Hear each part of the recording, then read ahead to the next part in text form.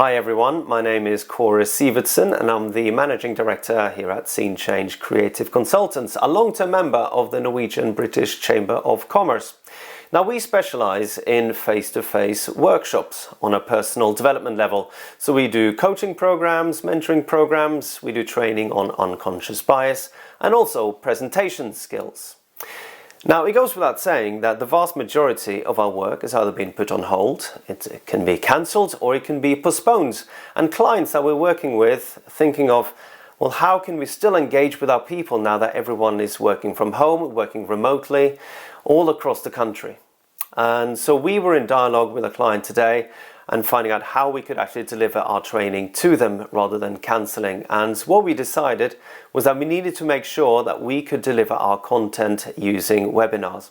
So we've been using Microsoft Teams, or we've been using Zoom calls, and some other software as well. But our favorite is actually Zoom calls. It's one of those softwares that really works and does things really well. Now, I know that a lot of clients out there who are struggling with making this work for themselves. So what we did today, we actually delivered a webinar to 250 people on how to work better from home. And I'm happy to share some top tips with you today on how to make that work for you. And I think that one of the most important thing is to make sure that you have some boundaries and you set some routines for yourself. Making sure that you get up at the normal time, making sure that you know when to start, when you know you have your lunch, and also most importantly, when you actually switch off. That's one of the most difficult things people find when working from home. When do you actually end? Do you stop at 4? Do you continue over dinner? Do you work in the evening? How do you actually prioritize your work is quite important. And here's another thing. Bouncing around in your pajamas all day is probably okay for a day or two, but when it comes down to it, making sure you're dressed appropriately for work can have an amazing impact. You feel better if you are dressed better.